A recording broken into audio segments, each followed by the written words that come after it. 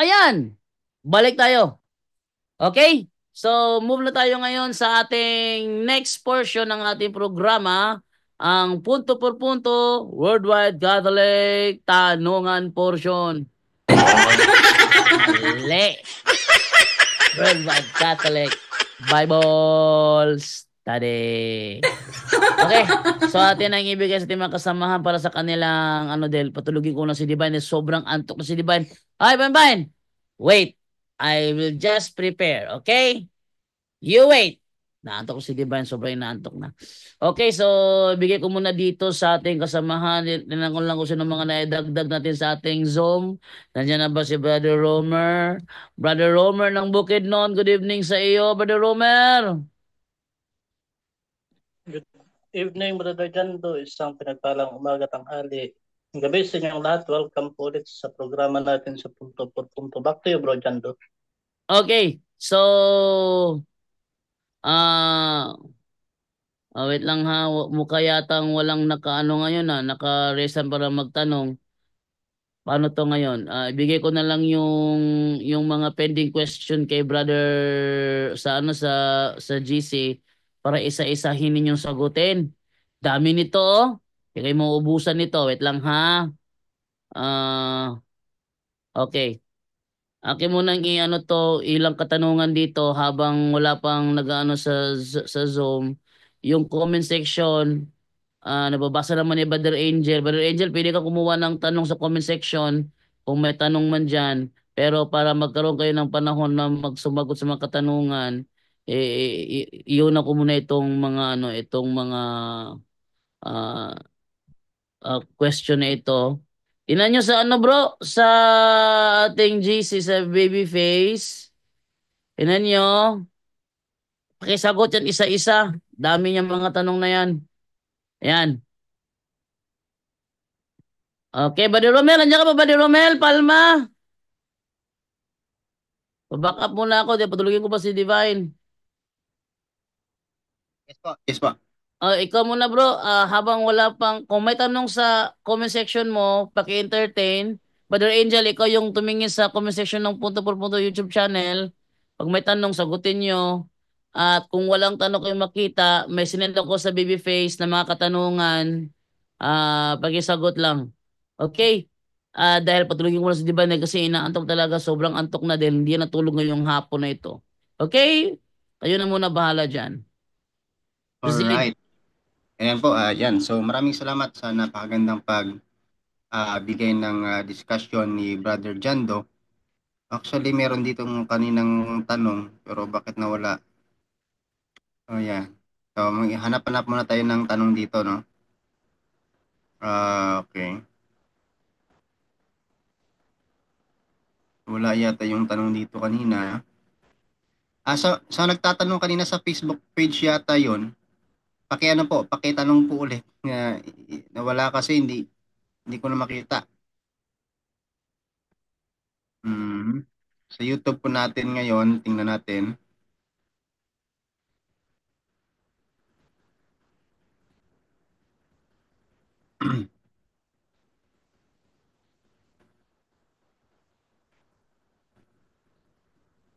Eto, may tanong dito, Brother Angel.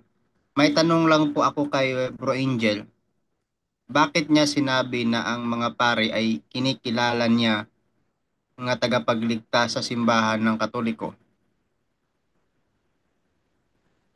Bro Angel. Anong sabi niya? Bakit daw kinikilala ang mga pari na tagapagligtas? O kinikilala ng tagapagligtas sa simbahan ng Katoliko? Okay. Okay. Walang ibang tagapagligtas po kung hindi ang ating Panginoon Kristo, no? At ang ating Panginoon Kristo nagbigay po ng no, ng tayusan ng iglesia at ang mamumuno yon ay mga obispo at mga kaparian. So of course meron silang meron silang role sa pagliligtas ng tao dahil sila nga ay binigyan ng pahintulot, no?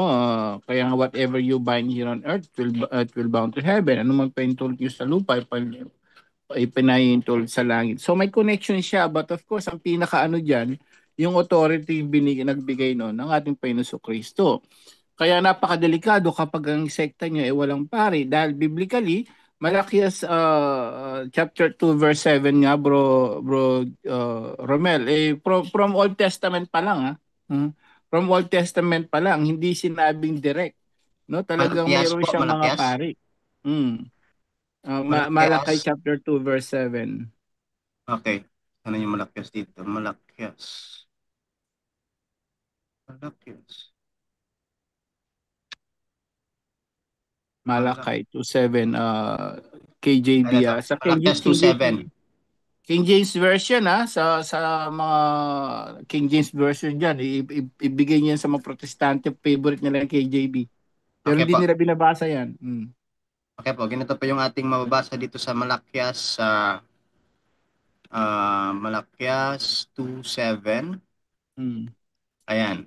Sabi po dito, for the priest lips should keep knowledge, and they should seek the law at his mouth, for he is the messenger of the Lord of hosts. Ayun, is the messenger of God, no? So ang messenger of God sino daw? Mga pare, mga priest. Actually sa Haggai 2:11 nga, bro. Haggai. Okay po. Haggai. Parang walang Marami Haggai. tanong sa bandang sa YouTube channel natin. Ano yun bro? Haggai. Parang walang Haggai. Ano yung English ng Haggai bro? Ageo, Ageo, Haggai, Hagai, English? Hagai, Wala. chapter 2, verse 11. Haggai. Ito. Chapter 2, verse 11. verse 11. Thus saith the Lord of hosts, ask now the priest concerning the law. Say, Ayun, concerning the law. Sabi ni mismo ng Diyos yan, ha? Sino daw ang tatanungin, bro? Pagdating ang sa pari batas po. ng Diyos? Pari. So, napakalinaw niyan. So, may connection sa kaligtasan. Of course, sila yung messenger, no? Pero yung sino magliligtas talaga diyan ang Diyos. Pero may messenger siya. Sino messenger niya? Hindi si pastor na nagbasa ng Biblia, pastor na hindi. Ayun, no? As the priest concerning the law. No? Old Testament pa lang yan, mga sisters and brothers, no? Hanggang sa dumating si Jesus bilang sacerdote, bilang dakilang sacerdote, no? So Hebreo 3:1 nga, ang ating Panginoon Kristo din ay pari. So nakakalungkot. Hebreo 3:1.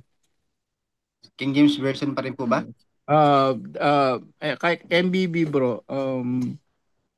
Okay. Ito po sa Hebreo Hebreo 3. 3:1.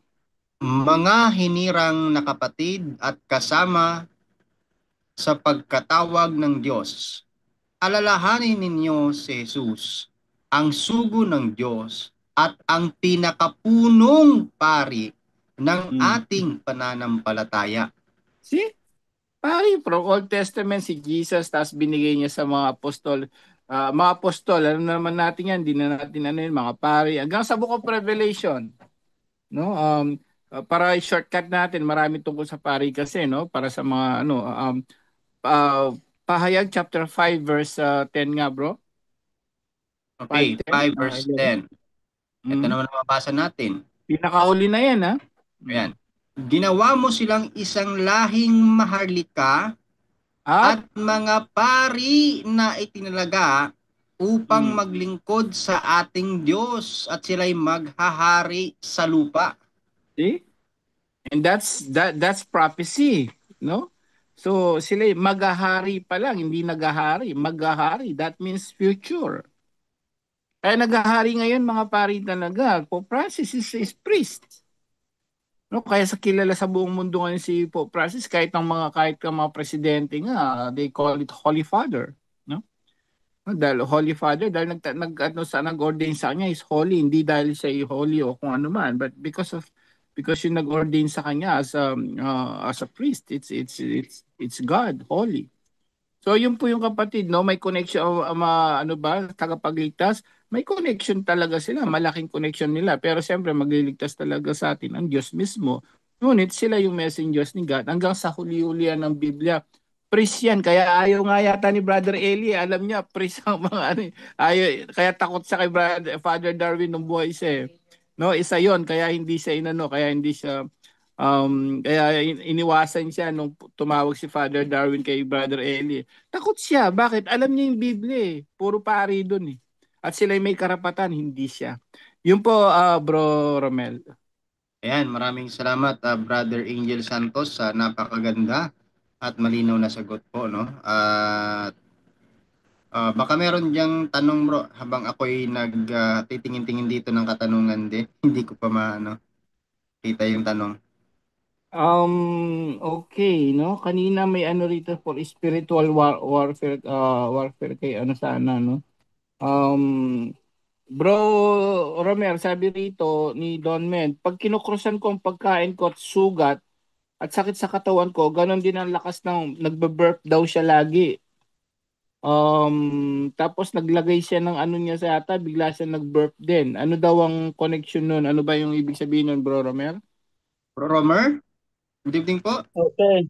Bro Angel, Bro Romel, kapag ka nagbe-birth po, kalimitan po yan. For example, sa rosary, tapos sa yung dasal, tapos sa umiinom ng exorcism oil, may dalawa po tayong basihan dyan. Kasi meron naman din na hindi demonic, meron ding iba na naka-attach lang ng mga unclean spirits. Tapos kapag kayo po ay umiinom niya, nagbe-birth po talaga kayo, pero hindi ibig sabihin na possess. Kasi yan ang palagi nating iiwasan. Kasi halos, kasi ngayon, kapag meron tayong reaction, ay possess na ako, ganito, ganyan, hindi po. May category po yan. Yung una, yung ordinary attack, tapos extraordinary attack ng demonyo.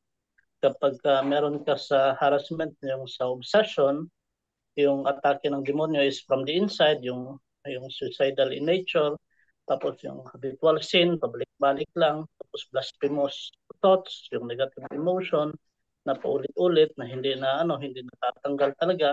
Tapos oppression, yung walang mga sakit na finding sa doktor, yung financial oppression, ganoon. Tapos yung relationship ninyo na biglang nawala yun sa demonic oppression.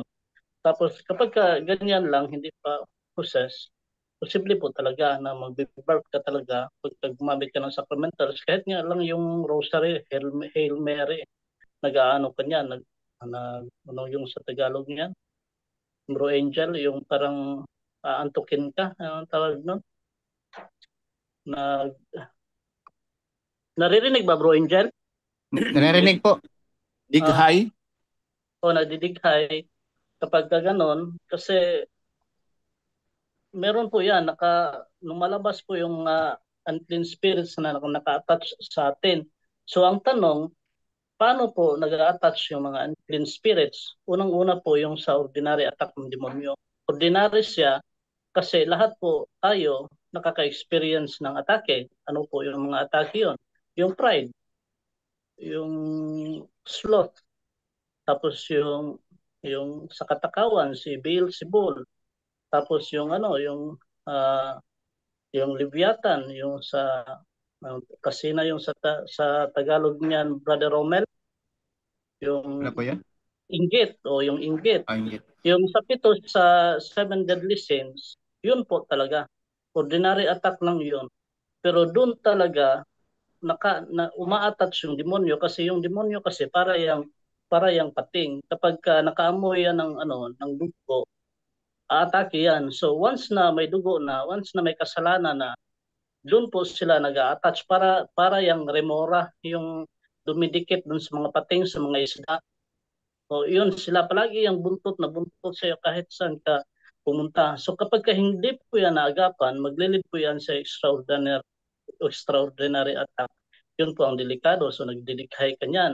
O nag-birth ka niyan kapag uminom ka ng exorcism oil. Pero kapag wala ka namang doorway sa buhay mo, huwag mong i-demonize kasi hindi naman sa lahat ng panahon meron pong mga ganyan. Kasi hindi naman tayo lahat merong mga yung Merong mga yung apat na doorway, yung paulit-ulit natin sinabi, yung occultism, yung sinful lifestyle, yung trauma, at saka open yung third eye. Kapag wala ka naman yan, natural po, kapag may atake ng demonyo, ibig sabihin, yung mga prayers po natin, epektibo po yan. So ito talaga ang parang nalilito ang mga tao. Kaya nga, maraming nagchat-chat sa akin, bro, bakit ganito, ganyan? Hindi kasi nakikinig ng punto por punto eh.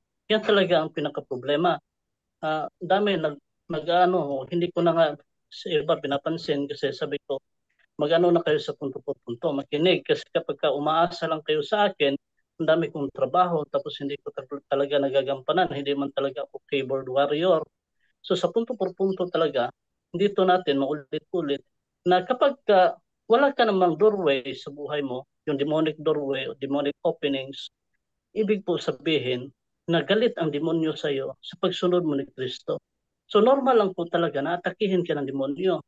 Wala naman talagang atakihin kung nasa panig na nila, di ba? So ang atakihin talaga yung mga sumusunod ni Kristo. So wag po nating isipin na ay na-retaliate ako dahil ganito ganyan, na-retaliate ako bro kasi ganito ganyan.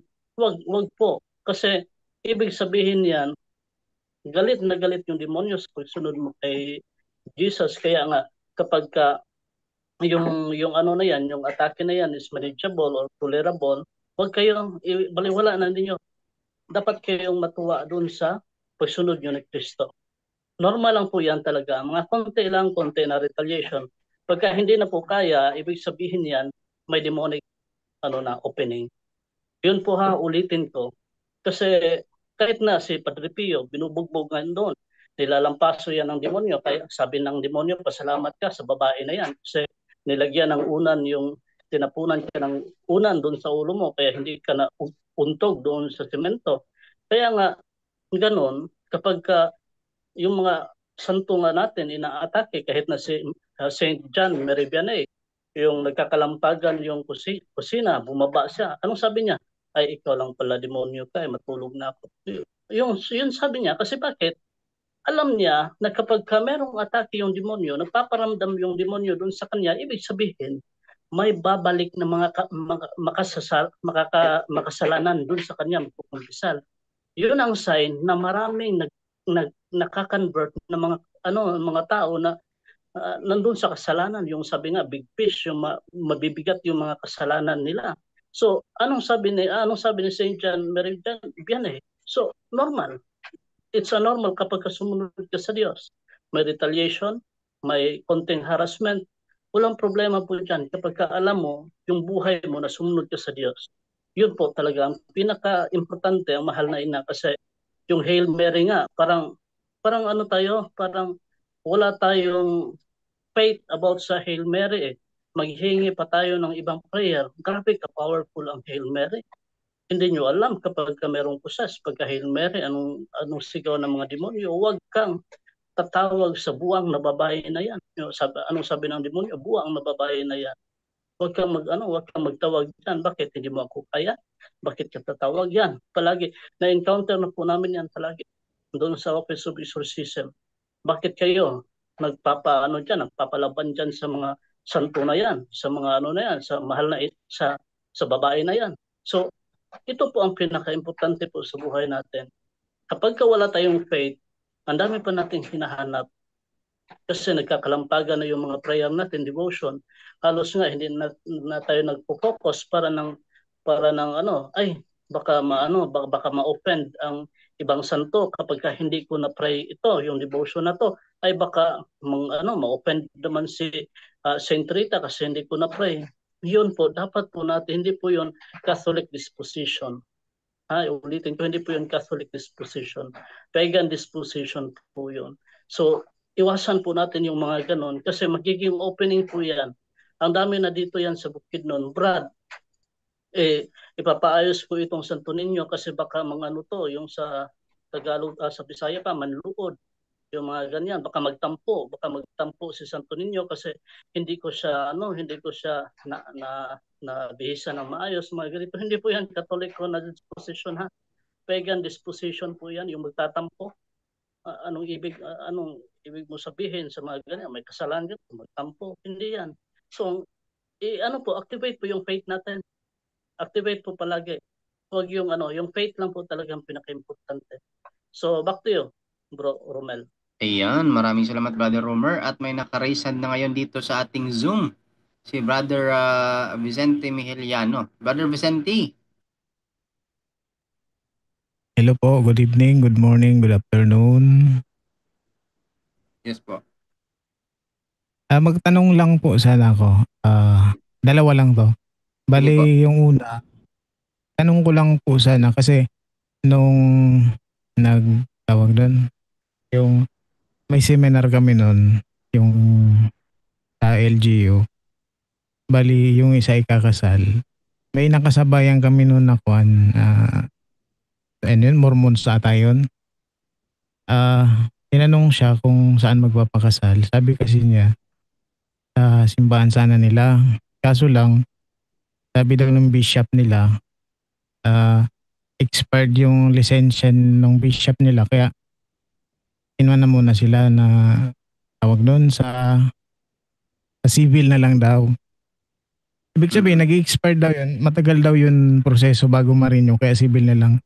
Tanong ko lang, yung sa mga pari po ba, sa ating mga Katoliko, may lisensya din ba sila na nag-i-expire tulad sa iba or diretso na yon?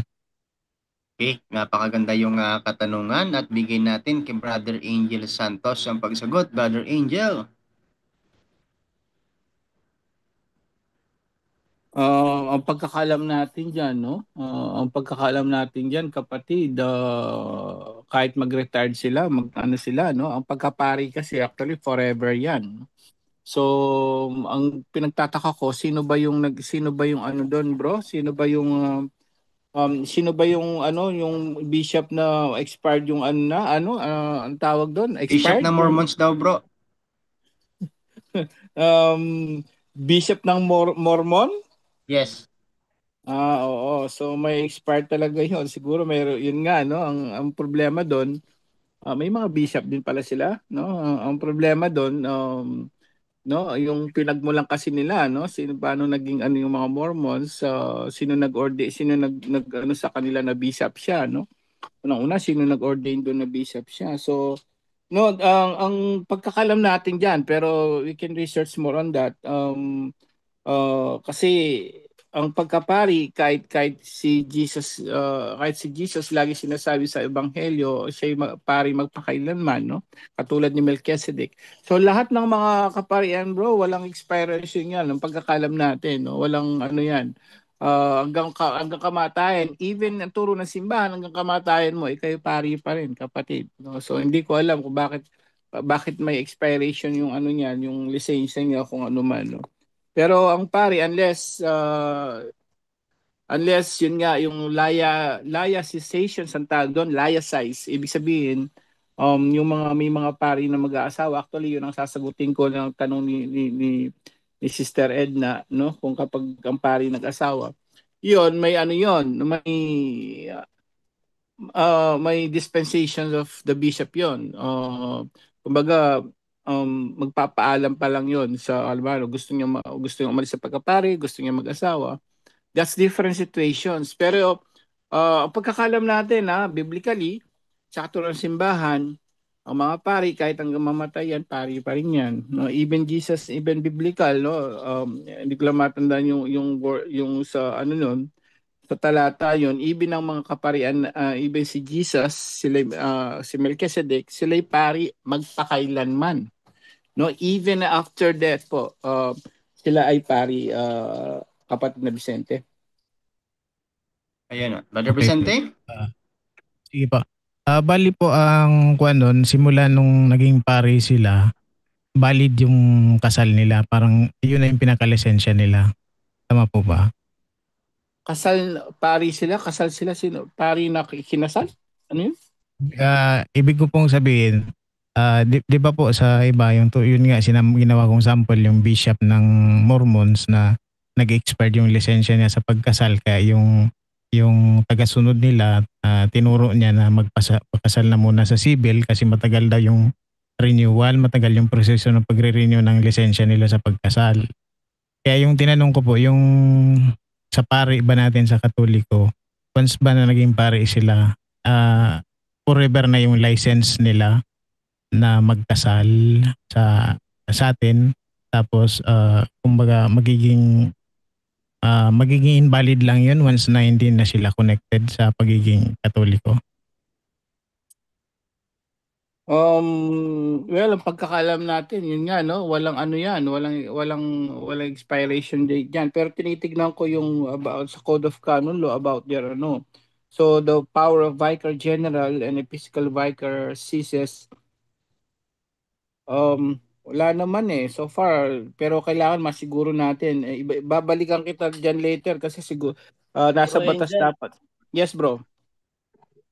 dito sa kasama namin na pare, nag-expire din sa kanya, nagkuha siya ulit. Doon sa lisensya. O, lisensya lang doon sa gobyerno kasi kailangan man yan. Doon sa ano niya, expiration siguro niya, doon sa Oo, doon sa secular niya, doon sa government. secular. O, pag ano niya, Secular 'yon. Okay. secular yun bro. Kasi kaya nga ang pare, ang sinasabi siguro ng bishop na yan, although ano yan, bishop yan ng protestante, hindi naman recognized na simbahan pa rin yan, no? So, kasi unang-una, paano yan naging bishop, no? Unang-una, bakit siya naging bishop? At wala naman silang mga pari sa Mormons, no? Pero may bishop. Yan, nakakatakot, di ba? Ang Mormons ba may mga pari, bro? Wala, di ba? Bro Melia, no? Di ko lang sure bro kasi narinig ko lang yun Wala. nung nagpapayuan. Baka yung lisensya nila, ang kinukuha nila kahit yung mga pastor kasi kumukuha yan ng lisensya sa SEC din, Security Exchange Commission. Pag-ano sila ng license sila to conduct marriage. No? So, ang siguro sinasabi niya, na-expired na yung ano niya dahil kapag siya nagkasal yung bishop na yan, kumuha lang na lisensya yon para magkasal, para maging valid sa government. Okay, kumbaga sa atin, ang mangyayari doon kapag expired na kung kumuha nga siya para sa secular, para sa government, hindi yan hindi yan i-honor ng gobyerno. Although talagang puro gobyerno lang 'yon, no? Pagdating sa church hindi yan sacrament of matrimony dahil nga hindi naman yung sakramento, no? Kahit bishop siya dahil protestante yan, no? Hindi naman siya ordained priest talaga. So, nakakapagtaka kahit ang mga pastor may bishop, mga born again. So, paano sila naka-bishop? Hindi naman ordained priest sila, no? So, ang nangyayari yun, self-proclaimed bishop lang ang mga yan, no? So, ang sinasabi mo siguro, yung lisensya niya sa secular government, sa SEC, kung saan kumukuha ng license to conduct marriage, the solemnity of marriage, yung siguro sinasabi, yung may expiration yung kapatid. Kaya nga yung mga nakikinig ngayon, no? Dalawa yan usually ang tradition natin kapag may sa 'di ba sa bayan natin. Usually kapag simbahan, hindi ba kaharap niya munisipyo, 'di ba? So nangyari sa mga tao, nagpapakasal sa munisipyo, hindi sa simbahan. So inisip siguro, akala din ng iba, kailangan dadaan muna sa munisipyo bago simbahan. Hindi po. Ang mga pari, ayan, yung sabi nga ni Brad Romer, may lisensya yan, secular, dun sa ano, no, to conduct solemnity of marriage, sa government yan. Pero yung pagka-pari, pagka-bishop, walang ano yun. Baka yung sinasabi mo kapatid, yung lisensya niya to conduct marriage sa government, kapatid. Yes po, yes po. Baka yun, hindi siya pwede, pag expired talaga yun. Sa Sige government. po, thank you. Yung isa pa po, tanong ko kay bro Romer siguro. Bali, nakita ko kasi yung senior ni Father Darwin, yung Santo Niño Palaboy. Ano po masabi niyo doon tungkol sa Palaboy? Kasi lagi namin dito kasi naririnig na Santo Niño Palaboy, pinagbabawal ng simbahan. So Okay. gusto namin sana maliwanagan tungkol doon kasi mayroon kasing wait, ipakita ko po ito. Oh, nalilito na sila dyan. Nalito sila dito. Ayan po, ayan. Okay, ganyan bro. Yan ang ano bro, ito po na ano, ito na Santo Niño de Palaboy, ah ano na to, galing to sa Paite, 'di ba? Paite, Laguna, ang debosyon na to. So, ito po yung original na Santo Niño de Palaboy, hindi po yung Santo Niño de Palaboy na sinusuotan ng pula tapos may sombrero na buli or yung sombrero na ano, yung parang nilala na dahon ng niyog or ganon. Tapos may cross, tapos meron siyang bag na nilalagyan ng anong tawag niya, nilalagyan ng coins. Yun po ay kasama na yun sa superstitious belief. Kasi bakit merong mga bag nilalagyan ng ano, pampaswerte kasi yun eh. Kaya nga po, kapag ka binibihisan nyo ng Santo Niño na gano'n, hindi po yun pwede. Kasama na yun sa Santo Niño de la Suerte, yung merong mga ubas at saka merong mga coins. Yun po ang bawal. Pero kapag ka Santo Niño de Palabo, yan po ang dapat ninyong bilhin. Hindi po yung ano, hindi po yung pula na binibihis-bihisan. Bawal po yun. Yan po ang original. So doon tayo sa original. Kasi yan man po, galing man po yan sa ano, Laguna. No? Ito. Ito to. Ano itong nakalagay? Pagkaloob ni Fred Baldemore na original na imahe ng Santo Niño Palaboy, 1974 pa to, sa parokya ng San Santiago Apostol. So ito yun bro, 1974 to. Ano to? Kapistahan, ito yun bro. Ito yung original. Wag yung ano, wag yung pula. Kung meron kang ano diyan, kung meron kang picture na Santo Niño na di palabo yung bawal, yun talaga ang bawal. Kapag ganyan na Santo Niño di palabo, yan ang original. Kasi punit-punit mo yung damit niyan, bro. O yan ang ano, yan ang original ng Santo Niño di Palaboy. Wag yung ano na baka nag-gets mo bro, yung ano merong pula na Yes, binibihis-bisan, oo. meron nga green, tapos may short, tapos yung iba nakapulis, tapos pero merong cross na ganyan, tapos merong bag. Yun ang pinakabawal kasi nilalagyan nila yun ng coins eh. Pampaswerte daw yun kapag merong mga coins. So bawal Pero yun, ito walang bro, bag. Yan ang ito pinaka-original bro. bro, oh, yung damit Oh, niya yan. fix siya, hindi siya natatanggal, no? Oh, fix yan. Pwede naman na magpagawa ka ng Santo Niño, pero ano siya, yung nabibihis-bihisan, pero ang intention mo, ganito, yung sa original. Pwede mo bihisan ng Yes, bro. nakaganyan. Ganyan lang talaga. Pwede bro. Walang problema yan. Pero kapag ka merong bag na yung nilalako doon sa nagbahay-bahay nga yan eh. Sabi nila galing daw yan sa Pampanga yung mga ano na yan. Mass production kasi yan bro. Yung mga Santo Niño di Palaboy na yan, ayun ang bawal. Kasi meron nga mga pusas kami dito, pagka tinanong mo na nahimasmasanin sila, anong masasabi mo doon dyan sa Santo Niño na yan? Sabi nila, mag-react talaga sila dahil nakikita nila, demonyo talaga kapag ganon. Hindi talaga yung, iba kasi yung original, yung mga sacramentals natin, iba kaysa doon sa Santo Niño di Palaboy. Kahit na na-bless bro, kapag ka nandun, makita nila, grabe, mapuposes talaga sila. Kapag ka sacramentals naman nakikita nila, hindi sila possess. Mag-ano lang sila, yung mainit lang sa kanila talaga, sumisilaw. Pero kapag ka mga Santo Niño di Palaboy na paswerte talaga, napuposes sila bro, yun ang nagre-react talaga sila. Kaya merong nagchat sa akin noon sa Maynila, sabay parang yung mga exorcist daw natin, parang mga albularyo, hindi na daw nila alam kung paano nila ma-recognize yung mga sacramentals kasi inaalaw nila yung Santo Niño di Palaboy na ngayon na pinagbawal naman dati. So ang hindi nila naintindihan, ito pala yung original na Santo Niño di Palaboy. Nang intention doon doon sa mga bata sa lansangan, doon sa Paete Laguna. Kasi doon man yan doon man talaga ang una talaga yung sa mga pag-uukit. Doon ako na-train din sa pag-uukit ng kahoy eh. Doon sa Paete.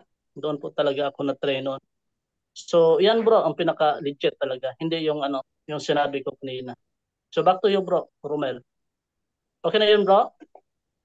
Sige po, okay na po. Bali, yung pinagbabawal na lang yung nakadipa, no? Nakadipa na Yung pinapalit-palitan nila ng mga damit. wala mang problema bro kasi ang dami kong mga friend na yung mga sculptor, grabe gumawa, ang ganda talaga. Appreciate ko po talaga. Tapos, maganda yon kasi ang intention nila para po talaga sa bibihisan ng mga Santo Niño. Hindi yung green, hindi yon. Binibihisan nila Mm. ng, Kasi for dito example, yung ganito. sa simbahan namin dito, mayroong ganun na naka-display sa doon sa mga lalagyan ng mga imahen. May ganun siya yung nakadip pa na Santo Niño na may yung kulay nung damit niya parang parang gold parang pink na nag-gold ganun. Ay, Toscana yata yun na brand na yun eh. Parang Pero welcoming Santo nakadip pa Niño. siya. O Oo. nakadipa welcoming Santo Niño. Parang hindi po yata yun eh. Kasi ang ano na sa atin, yung pinaka-approve, 4 lang po yata yun. Yung Santo Niño de Cebu, yung yung Praga.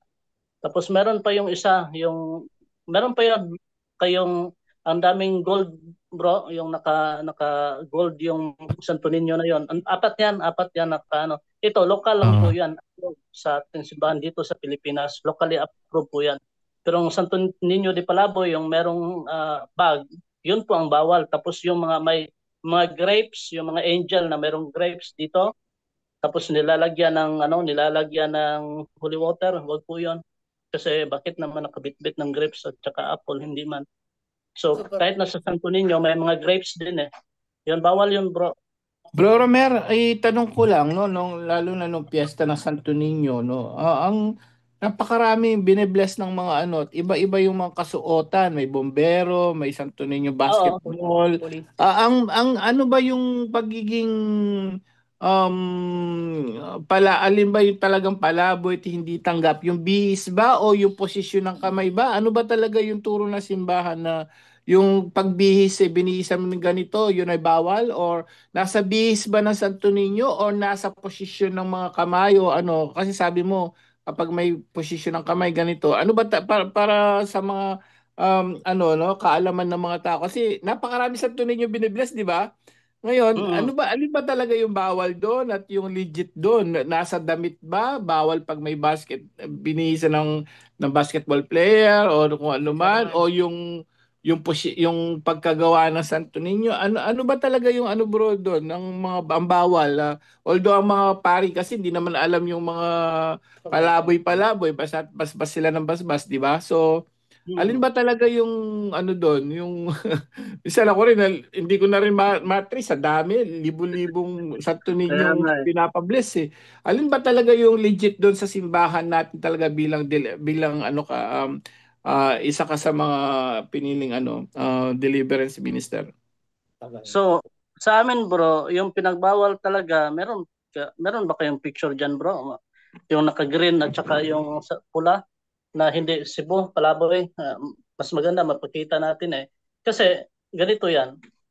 Ang bawal talaga yung Santo Niño de la Suerte, for example, para din siyang ah, nakaano yan, fiber yan, tapos meron yang mga grapes or yung iba meron yang bag na yung parang Chinese bag, tapos meron yang mga coins tig 1 piso na hindi naman coins na ano lang yon yung sa fiber.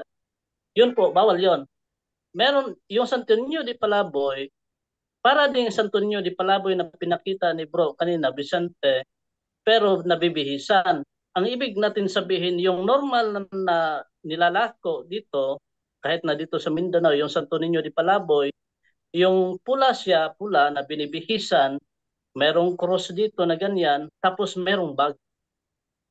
Kapag ka merong bag talaga, yan po, pampaswerte po yan.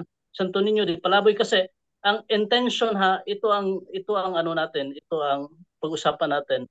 Kapag ako ay sculptor na nag-uukit, ang intention ko ay para doon sa ganon, para doon sa pampaswerte, ano po yun?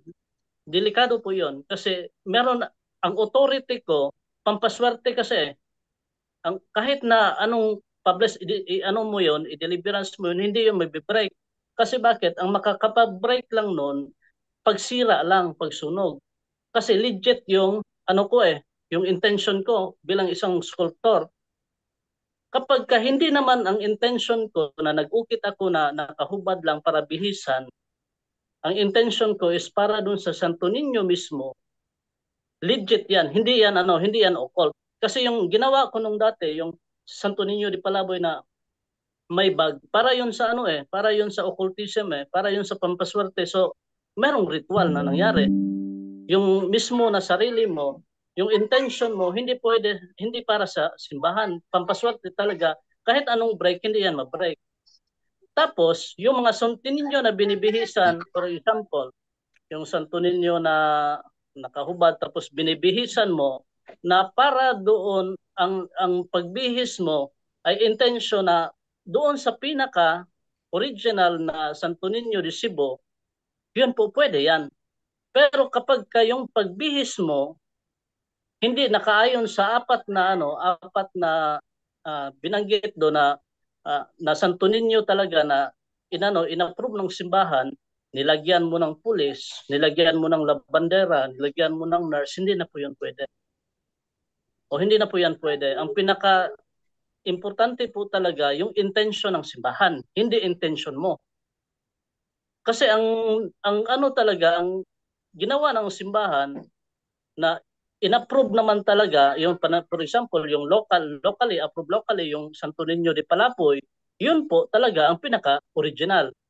Pero pagka binibihisan natin na kahit na anong karakter, pwede nga bihisan mo ng San Goku yun nga iba meron nga binibihisan ng ano pa Ganito yung bro, tuloy. ganito.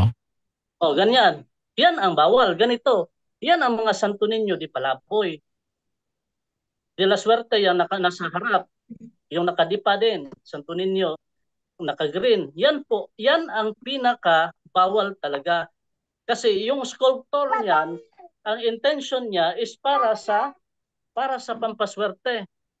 Kapag ka nag-ukit ako na nakahubad lang tapos binibihisan pero ang intention ko hindi para diyan, hindi yan occult. Pwede yan.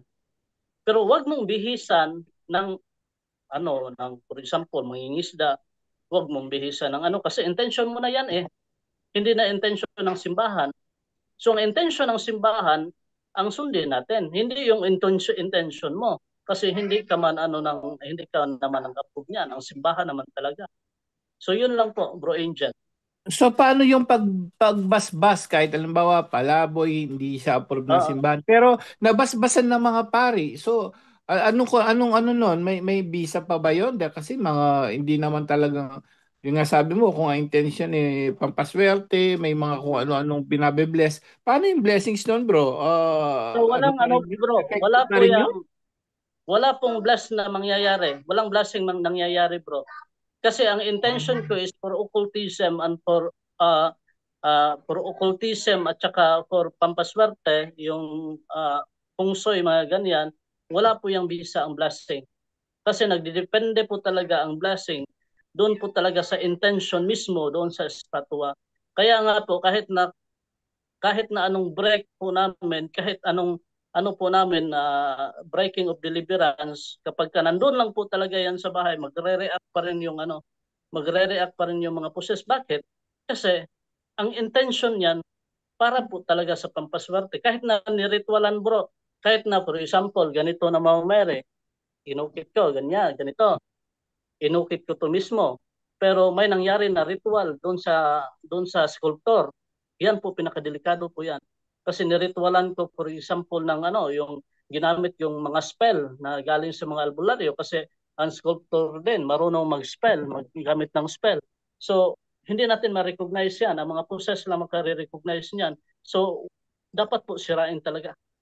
So yung mga Sunugin blessings ni Father doon sa mga occult na mga Santo Niño, visa wala yun, bro. effect yon. So parang Walang effect. nagbabounce lang. Opo, Nagbabounce lang yung wala yun. kasi ang intention, bro, ang intention talaga ng taga-ukit is occultism. So hindi po talaga tatalab ang blessing doon. Ang tumatalab lang po doon yung intention po natin is purely para sa simbahan. Kasi ang intention kahit na nga po kapag ka meron kang sacramentals, kapag ka yung intention mo is puro para anting-anting lang, madidesecrate po talaga ang blessing niyan. Kaya nga po meron tayong desecration. Kapag naputol nga yung mga kamay ng mga santo, desecrate talaga agad, nawawala talaga ang bisa ng blessing. Kaya po pinapaayos po ulit yan. So yan po talaga ang intention ng sa simbahan. Kahit na ngayong nagbe-bless, wala sa disposition. Walang blessing mangyayari, bro. Kapag ka pare, wala sa disposition. Kasi sacramentals man yan. Pero kapag kahit na sa sa sakramento, kahit na wala sa disposition, makasalanan yung pare, meron automatic, meron pong nangyari na binyag, meron nangyari na kasal. Iyon po, kasi sakramento yan eh. Nasa ano yan, bro? Nasa ano yan? Anong canon law? Alam na ano mo yan, bro? Nasa canon law nga yun, nakalimutan ko anong number. Yung sa disposition ng ng pare kung paano mag-bless ng sacramentals. Yan, bro. Yan ang pinakaano talaga. Yung tingnan po natin talaga na basihan po kasi kapag wala po talaga tayo sa tunay na aral ng simbahan, kahit na ano na lang ipapabless natin. Meron nga nagpupunta sa office, meron iba na imbes na exorcism oil ang ipapabless, pati efficacent oil at saka lusartan, pinapabless pa nga eh. Pinapa-exorcise pa, hindi naman yung sacramentals. So ang dami talagang Katoliko ngayon na kapag may sinulog, mga ganyan, kahit na ano nang dinadala ng mga santo ninyo na pinagbabawal ng simbahan. Kaya in-explain po ng isang obispo, doon po yata saan yun, nag-post si Padre, na kapag magpa-bless kayo ng, ng mga santo ninyo, yung nakaayon po sa simbahan. Kasi yung devotion po natin dito, Santo Niño di Cebu, ayun po. Merong Santo Niño di Tondo, approve naman po yun, yung nandun sa Tondo, Maynila. Approve naman po 'yon. So, yun, bro Angel. Okay. Ayan. Okay na po ba yun? Okay, bro Jan. Sino nagtanong? Bro, Vicente. Okay na yun? Vicente Emiliano. Okay na po, okay na po. Bali, salamat po kasi nagdaming nagtanungan kasi doon sa comment na basa ko tapos pati sa GC namin nagtanungan kami kung ano yun sasagutin. Buti naman po at nalinawan na ngayon. Thank you. God bless po. Salamat po, bro. God bless. Okay, so may mga ano tayo dito sa comment section natin. So, bago ko bigay kay Ate Edna, sabi ni Josefina Torres, bagay talaga ang mukha ni Bro Jando, pa iba-iba mukha. Okay, sabi naman dito ni Lebet Lim. Good evening, tanong ko lang po sa Amos 5:21 hanggang 22 po. About po sa fiesta. Okay. Yung fiesta dyan, fiesta yan ng mga Israel. Basahin mo sa verse 1, 2 at 4. 1, 2, 3, 1, 2, 3 hanggang 5. Basahin mo. Puro yan fiesta ng mga Israelita. Hindi yan fiesta ng Katoliko. Kaya kapag ginamit yan sa atin ng mga ibang sekta, ang tawag dyan, fallacy of equivocation. Dahil hindi naman fiesta natin na tinutukoy dyan, kundi fiesta ng mga Israelita. Okay? Yan ang aking sagot kay Lebeth Lim. Ito naman tayo kay D-Watchers88. Magtanong po ako sino ang tinutukoy sa Exodo 20, 3 hanggang 6 tungkol sa paggawa ng Diyos-Diyusan. Pakisagot po, ang tinutukoy doon yung mga Israelitang nagmula sa Ehipto. Sila ang tinutukoy kasi sila yung na-expose sa mga Diyos-Diyusan. Hindi ang Katoliko. Kasi ang Katoliko din naman na-expose sa Diyos-Diyusan. Okay? Ang expose sa Diyos-Diyosan yung mga Israelita. Then nandoon sila. Ano ba yung mga nakita nilang Diyos-Diyosan? Halimbawa, yung si Soka, yung the God of the dead. Oh, yun. Meron silang Soka. Meron silang Sphinx. Ano yung Sphinx? Ulo is tao, katawan layon. Oh, meron din silang mga sundalo na ang ulo ay lobo, ang katawan ay tao. 'Yun ang kanilang mga Diyos-Diyosan doon. 'Yun ang ating sagot kay The Watchers 88. And ito naman tayo ngayon, bago bigay kay Ate Edna ha, Rosello Hava. Paano po nagiging isa lang ang Diyos ng Katoliko? Samantalang ang aral ng simbahan ay Diyos ang Ama at ang Anak at ang Espiritu Santo. Di ba tatlo na sila? Ay insi ako 32 years pero nagbalik ako sa RCC. Hindi tatlo ang Diyos ng Katoliko. Isa lang na may tatlong persona. Halimbawa ganito. Yung sa ano ating ano yun tong sa Mateo 19:5, magandang halimbawa tong Mateo 19:5 eh. Sabi sa Mateo 19:5 ganito, at sinabi, dahil dito iiwan ng lalaki ang kanyang ama at ina at makikisama sa kanyang asawa at ang dalawa ay magiging isang laman. Ano daw? At ang dalawa ay magiging isang laman. Isang laman lang. Oh? Kaya nga, hindi na sila dalawa, kundi isang laman. Ang pinapagsama nga ng Diyos ay huwag papaghiwalayin ng tao. Kaya nga, hindi na sila dalawa, kundi isang laman. Pero nakikita ko, dalawang laman yan. Si nanay nandun sa kusina nagluluto. Si tate nandoon sa garahe nagtatrabaho, kumukumpuni ng sasakyan. Paano mo sasabing isang laman lang yan? Ayun pala. Kahit dalawang nakikita mo, sa paningin ng Diyos, isang laman lang yan. Ganoon din ang aming Diyos. Isa lang ang Diyos namin. Kahit na iba yung Ama, iba yung Anak, iba yung Espiritu Santo, hindi sila iisang katawan. Oh, sa Mateo 3:16, nandoon yung tatlong persona. O, si Kristo na anak, nasa ilog ng Hordan. Yung Holy Spirit, dadapo kay Kristo. Yung sa taas, may nagsabi, yan ang pinakamamahal kong anak. O, so, kung hindi mahirap unawain ang mag-asawa na kahit dalawang laman na nakikita ko, isang laman lang sa paningin ng Panginoon, ganun din ang Diyos. Isang Diyos lang meron ng Katoliko. Huwag nyo nang ipilit yung sariling unawa ninyo dahil kaming Katoliko, kami ito. Ito aral namin, huwag nyo babaguhin, huwag nyo babalututin. Ano man yung unawa nyo sa aral namin, unawa nyo lang niya. Huwag kaming idamay sa unawa nyo. Okay? Bro Jando, pwede ring ibigay sa halimbawa sa mga tao, medyo talagang ano yan, no? Misteryoso yan. Pero ang turo ng simbahan yan is like family, no? So yung family, may Oh, anak, isang may pamilya, ano. oo. Pamilya yon, hindi mo pwedeng sabihin na dalawang pamilya yon. Pagka Mm, pinaghiwa-hiwalay mo yon, pamilya pa rin yon. Kahit isang saan pumunta pamilya yung lang yun. isa, part pa rin ng family yon, no? Oh. So, ang turo ng simbahan diyan, pamilya para mas madali. Sa pamilya, may anak, isang anak, may tatay, may nanay. Family pa rin 'yon. Halimbawa, Santos family, no? Pag sinabi mo yung ano doon, yung mismong pag sinabi mo yung anak, no? Pag sinabi mo yung anak, hindi mo masasabing family 'yon, no? Siya pero kasama siya sa pamilya, no, sa pamilya Santos, pero hindi siya yung mismong family lang, no. So pag sinabi mong God, ganun din. Tatlo yung person na nakapaloob doon sa pamilya, ganun din, no. So tatlo yun ang pinaka mas madali nating ano natin. So si Edna yata, kanino pa may tanong si Edna? Okay, okay. Ate mo na ibigay ka, Ted muna. Hello, Ted na. Good evening. Good evening po. Follow up lang po dun sa Santo Niño. Okay, go ahead. Brother, sino nga to? Sino dito exorcism? Si Brother Romer, no? Romer, oo. Okay po, Kuya. Brother Romer, ang Santo Niño de Paz. Santo Niño Nakadipa po yun.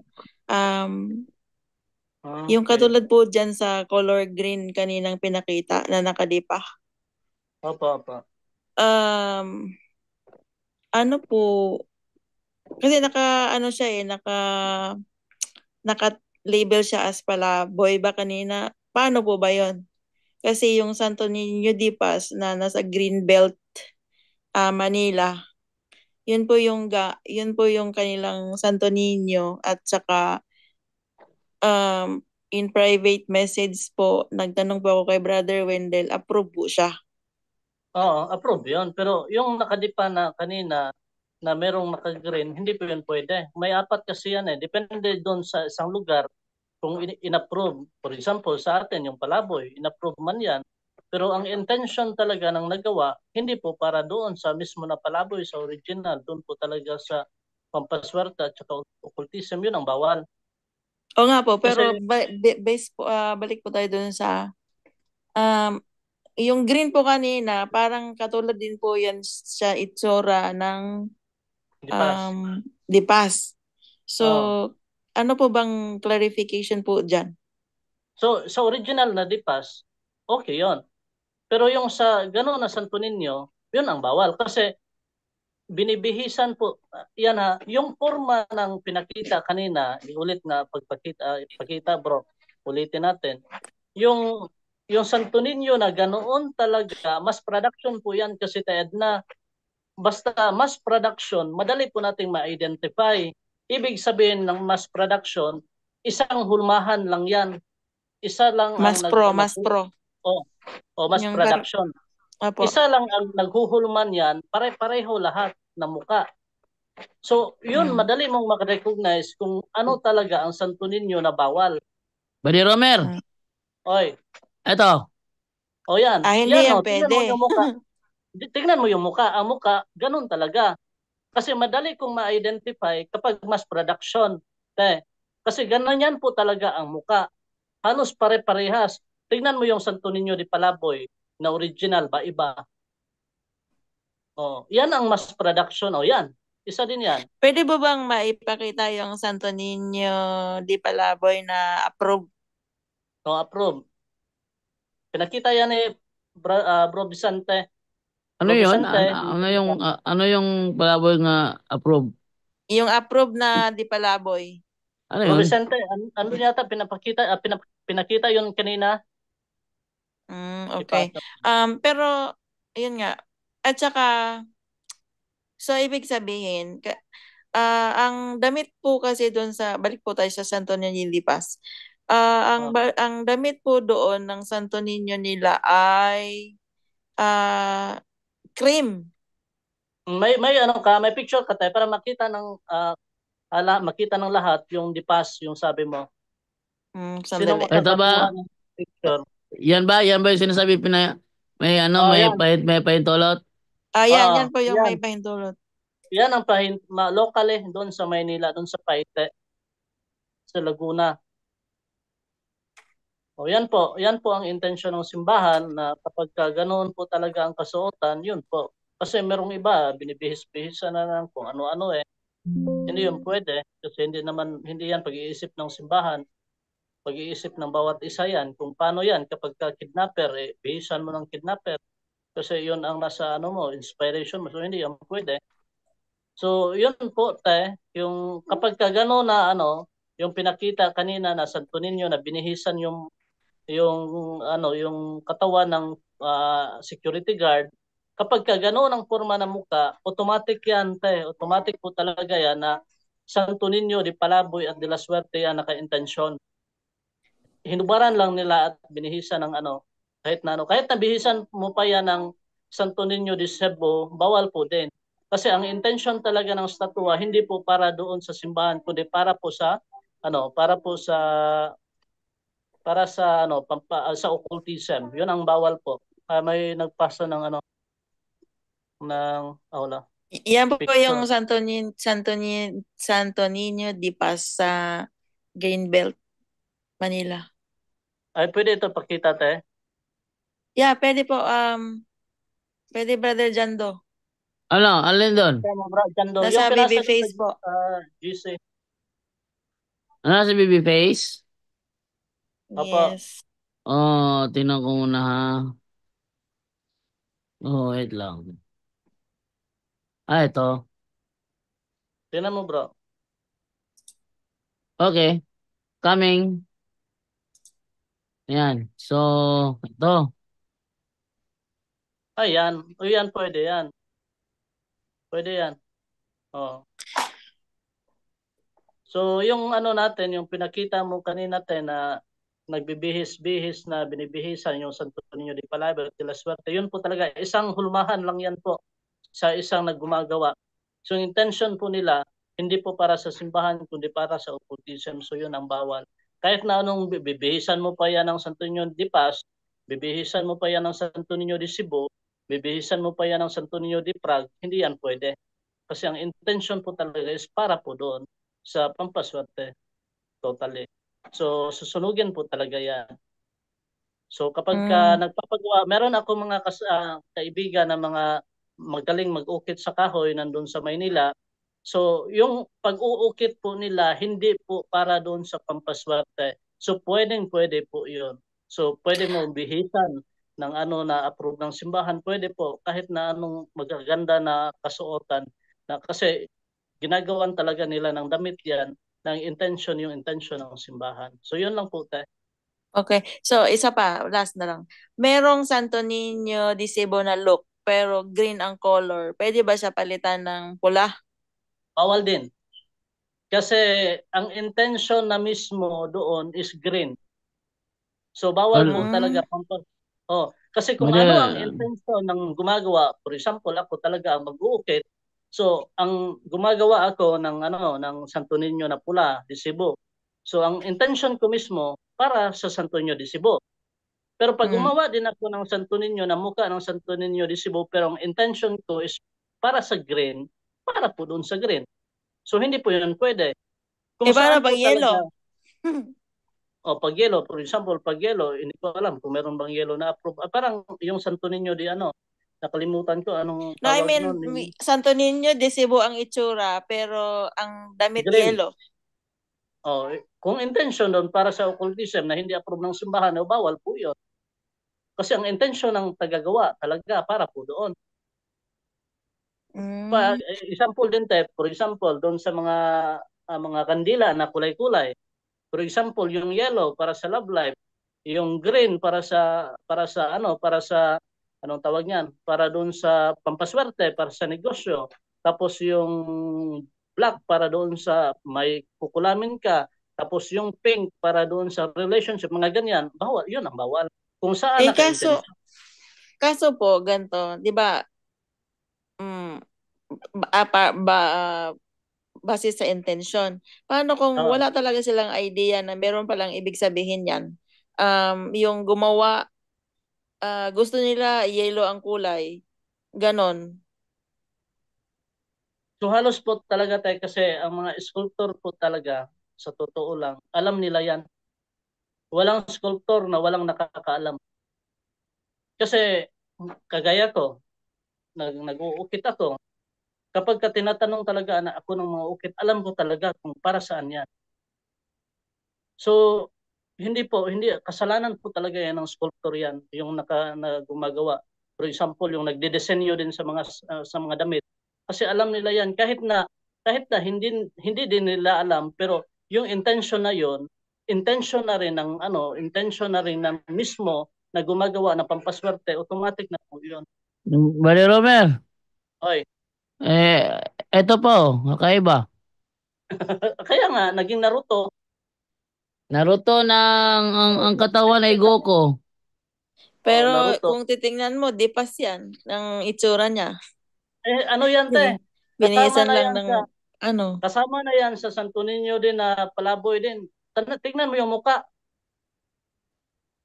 Basta mas production. Isa lang paggawaan yan. Basta mas production. Hindi na ako maluloko niyan kasi kapag ako sister, kapag gusto ko yung mass production, ang kukuhanin ko yung ulo. Tingnan mo yung mga ulo, pare-pareha, idudugtong lang yan dun sa katawan. Idudugtong lang yan. Mga fiber kasi yan eh. Kaya nga po, kapag gano'n na intention, bawal yung original talaga mismo. For example, dipas. Meron akong mga kaibigan na mga sculptor doon sa Manila at Laguna. Yung pag-uukit po talaga nila doon sa intention mo. For example, akong nagpapagawa ay dipas po ito. So, ang uukitin nila para sa dipas. Hindi para yung sa palaboy, para sa palaboy. Hindi. Maganda ang mukha talaga ng dipas. Hindi po yung dipas ang dipas ang intention mo, pero yung mukha naman ay doon sa mass production na palaboy, hindi yun pwede. Kasi isang hulmahan lang yan eh. Mass production yan eh. So yan po ang hindi alam ng karamihan. Kahit na anong i-justify natin yan, i-justify ng mga meron nagko-collect ng mga ganyan, hindi ako maluloko niyan. Kasi kaming taga-ukit, alam namin kasi kaya nga mas production kasi ayaw ko nang mag-ukit ng ano kasi mabusisi yan, mag-uukit na mag-uukit. Huhulmahan ko yan gamit ang silicone rubber para ma-produce ko ng marami. So ang hinulmahan nila mismo doon sa Santo Niño de Palaboy, katignan mo, magkaparehas lang yung muka ng Dipas at saka yung Palaboy Pampaswerte at saka yung Palaboy na yung sa occultism may bag, halos parehas, tingnan nyo. So doon po kayo magpaukit sa mga ano talaga yung intention mo para doon talaga sa Palaboy mismo na original, yun po talaga ang pinaka-okay. Kasi alam ko na yan. Parang ang mayari ba dito, hindi ka basta-basta makabili kahit saan. Kahit Oo. kahit sa simbahan, may mga may nangyayaring nagbibenta sila ng De La Suerte sa Davao, meron dito nagtanong, doon niya sa Davao, San Pedro nabili yun. Yung meron yan sa may katedral eh. Ang dami yan sa mga katedral. Cagayan de Oro, kahit saan. Sa Maynila, ang dami, sa Tayuman. Halos na, kasi mas production nga eh. Paano po may advice mo doon po, bro, para doon sa mga bibili ng Santo Niño na sa images? mga bibili ng Santo Niño, situate po talaga na ang ano po talaga yung Santo Niño de Cebu o Santo Niño de Paz o Santo Niño de Praga, yung Santo Niño de Palaboy na pinakita po ngayon, yung mga original, yun po ang bilhin ninyo. Kung gusto ninyo na maiwas po talaga doon sa mga silent infestation, kasi yan po silent infestation, bakit silent? Kasi nananahan yung mga demonyo doon mismo sa statua na pang-occultism, tahimik lang. Kaya nga po mayroong nagkakasakit, nagkagaganyon. Yun ang nangyari sa may nagpunta dito sa akin. Yun ang nangyari sa kanila. Paulit-ulit na bumabalik-balik sila sa ospital dahil lang doon mismo sa Santo Niño na yon. Nung tinanggal nila Brenek dito, sinunog namin, hanggang ngayon, wala na po talagang sakit ng anak niya. So, silent infestation. So, ang ano ko po sa inyo advice kapag gusto niyo ng mura, wala akong magagawa, doon talaga kayo pupunta. Pero kung gusto ninyo ng legit talaga ng mga Santo Niño na wala, magpaukit kayo sa totoo na sculptor. Ang dami sa Maynila. Mabahal kasi bro, paggugulan mo, mahal. Makakabili ka nga ng cellphone na sobrang mahal. Nakakabili ka nga ng motor na nasisira, nababangga lang. Yung iba nga, nilalagyan ng rosary, tapos yung motor ang pinarorosary, pero nagdadrive, hindi nagro-rosary. Tapos nilalagyan ng rosary, pero ang angkas, kabit.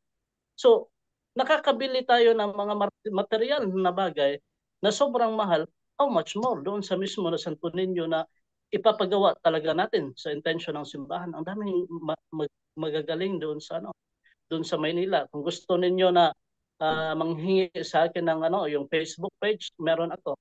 Ang ganda po hindi po kayo talaga magsisisi sa totoo lang.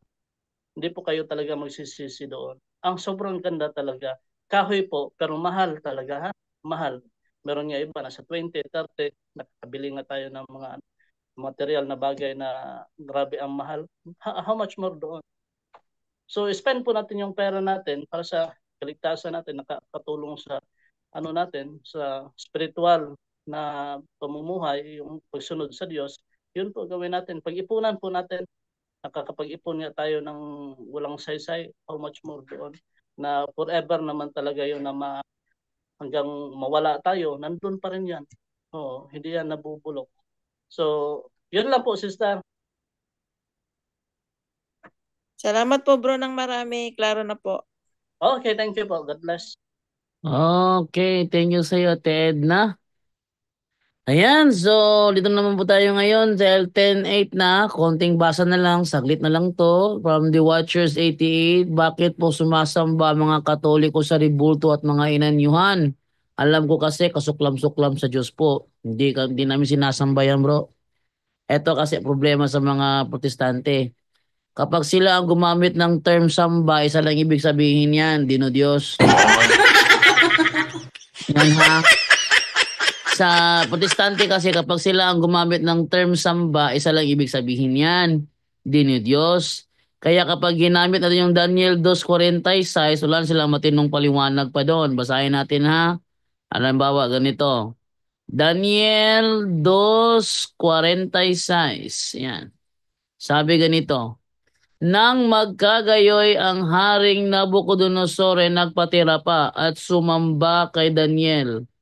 Tanong, dahil ang ginamit dyan na term is sumamba kay Daniel, ibig sabihin ba, kinilala niyang Diyos si Daniel? Ang sagot ay hindi. Ha? Bakit? Hindi naman adoration ng samba na sinasabi dyan eh. Hindi adoration yan. Yan ay isa lamang pagbibigay galang. Kung babasahin natin sa ibang version, magandang balita Biblia, ganito ang pagkakasabi. Yumukod si Haring Nebukadnezar, nalapat ang muka sa lupa at nagbigay galang kay Daniel. Hindi porket nagbigay galang, dinidiyos na. Ha? Hindi porket nagbigay galang, dinidiyos na. Oh, kuha tayo sa ibang translation. Sabi sa ibang translation, nagpatira pa si Haring Nebukadnezar upang parangalan si Daniel. Hindi ibig sabihin dahil pinarangalan, dinidiyos na. Mali yun. Kaya kapag sinabi dito, sinamba si Daniel, it doesn't follow na dinidiyos na. Dahil ang samba sa Biblia may dalawang pakahulugan. Dinidiyos o nagbibigay galang. Ngayon, ang tanong, kahit tayong Katoliko ba, sumasamba ba tayo sa rebulto?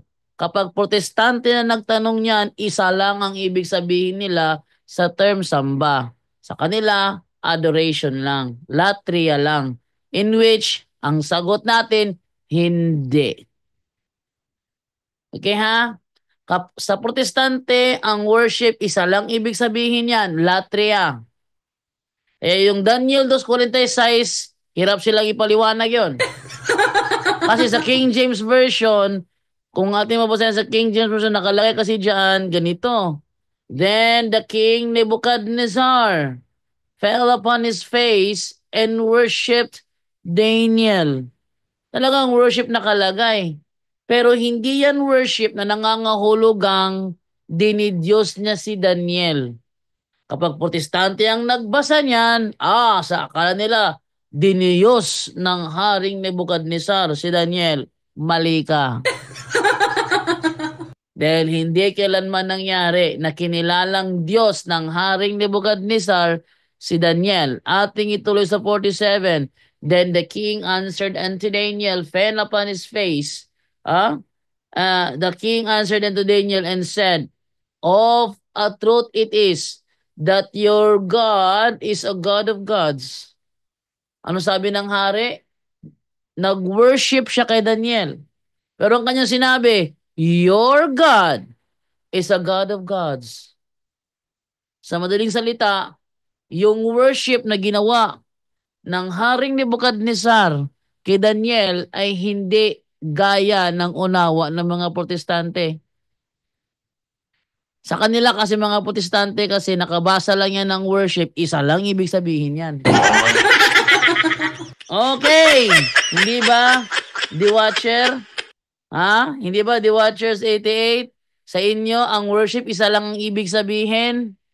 Sa inyo, ang worship, yung talagang kinikilalang Diyos lang, siya lang i-worship, hindi ba? Yan ang unawa ninyo.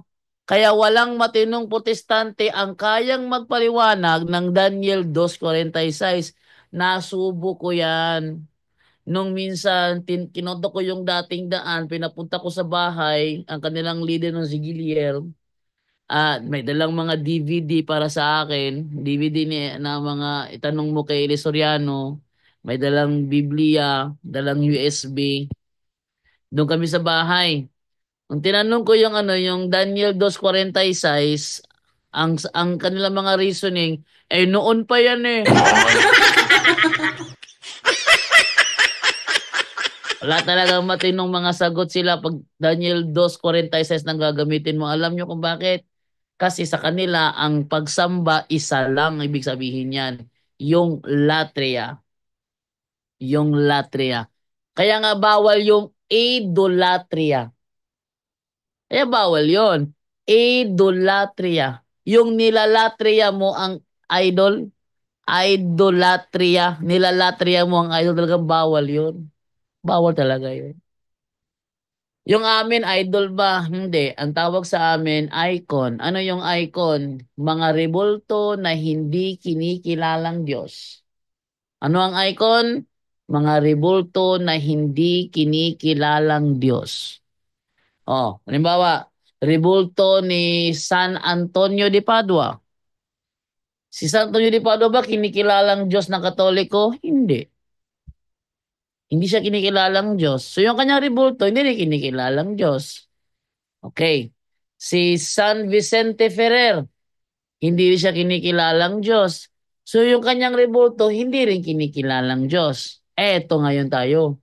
Kay Kristo. Si Kristo kinikilala bang Diyos? Yes, kinikilala siyang Diyos. Eh yung kanyang rebulto, hindi kinikilalang Diyos. Bakit?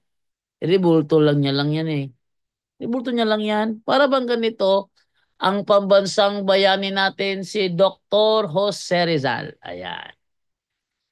Eh yung ating plaza, may monumento ni Jose Rizal. Sabi nga ni Jose Becerra eh, si Rizal, Katoliko yan. Bakit? Siya yung patron sa plaza. Natawa ko doon kay Jose Becerra. Si Jose Rizal daw Katoliko kasi siya yung patron sa plaza, sabi ni Jose Becerra. Ano, joke lang yun. Ngayon, ang ating pambansang bayani si Dr. Jose Rizal, at dahil meron tayong rebulto ni Jose Rizal sa mga plaza natin, ibig sabihin ba, yang rebultong yan ang ating pambansang bayani? No! Bobo lang ang mag-iisip na yung rebultong nakatayo sa mga plaza nyo, yan ang pambansang bayani. Ano ha? Kaya matuto kang mag-distinguish ng ng tunay na kaalaman. The Watchers 88. Dahil kami mga Katoliko, lalo sa punto, hindi mo kami maluloko. Ha? At sabi niya, turo ba ng Diyos at ni Kristo ang pagluhod sa mga rebulto? Sagutin mo. Okay? Hindi namin niluluhuran ng rebulto, masakit sa tuhod yon. At pag ang rebulto niluhuran mo, basag yan. Ano ba? Yung aming pinapakita, pagalang sa nilalarawanan ng rebulto. Mas maganda natin ipakita yung ating Catechism of the Catholic Church, paragraph 2132. Okay? Ating buksan yung ating Catechism of the Catholic Church. Ito pag titirahin nyo kami, The Watchers 88, siguraduhin mo yung titira mo sa amin batay sa aming opisyal na turo. Hindi yung batay lang sa maling unawa mo. Unawa nyo yan eh. No? Ito yung aming katuruan. Ilalabas ko katuruan namin ha. Inan mo. Ating isearch yung 2132. Okay. Para makita mo ang tunay na katuruan ng simbahang Katoliko pagdating sa sagradong imahe. Hindi namin yan Diyos-Diyosan. Sa amin yan ay sagradong imahe. Ito, pakita ko sa iyo, ha? The Watchers 88, nanonood ka ba? The Watchers 88? Ito, ha? Catechism of the Catholic Church, paragraph 2132. The Christian veneration of images. Ano daw? The Christian veneration of images. Wala kaming turo, the Christian adoration of images. Yung adoration, yun ang latria. Yung veneration, yun ang dulya. Saan ka nakabasa sa Biblia? Bawal ang iconodulya. Kaya nga si SLTV, tinanong niya ni Romel Palma, nahirapan, nabilaukan. The Christian veneration of images is not contrary to the first commandment which proscribes idols.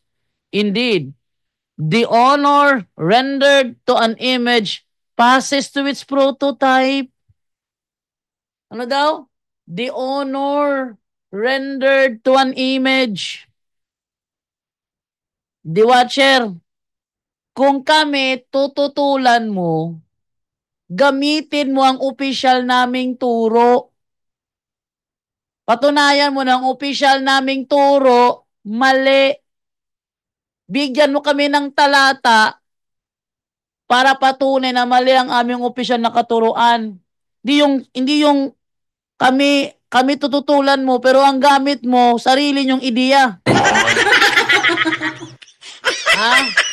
Hindi yung tututulan mo kami, gamit mo sarili mong unawa, hindi ka papasa niyan.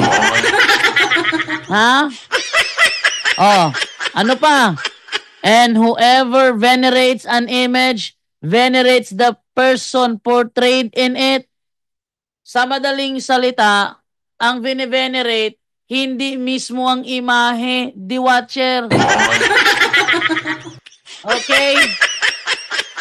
Ang opisyal naming katuruan, hindi mismo ang imahe ang venerate, kundi yung person portrayed in it. Sana isang ano sa'yo, isang leksyon para sa'yo, kapag kaming Katoliko, tututulan mo, ha? Ha? Kapag kaming Katoliko, sabi niya, yan ang pagkakamali niyo, mga membro niyo hindi marunong sumunod.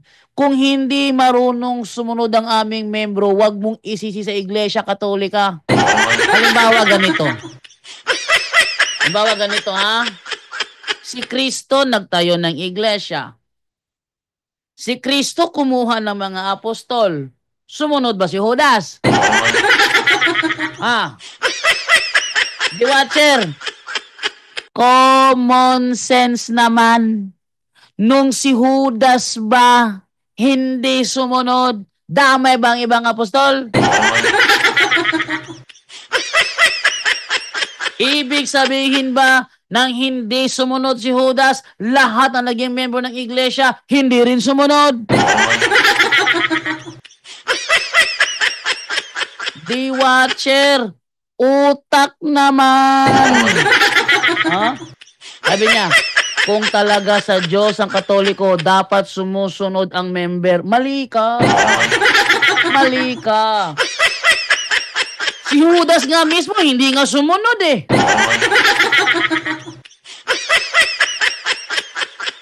Oh, yan ang mindset mo. Yan ang mindset mo. Palpak.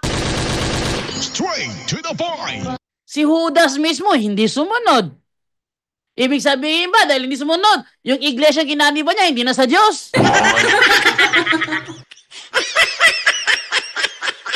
Oh. Mga Kristiyano noon sumusunod. Patunayan mo sa akin, si Judas sumunod. The watcher, patunayan mo sa akin, si Judas sumunod. Isa lang yung hindi sumunod.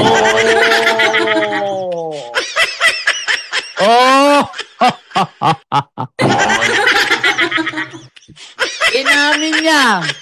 Hindi sumunod si Judas. Ngayon, ibig sabihin ba hindi sumunod si Judas? Hindi na sa Diyos ang iglesia niya?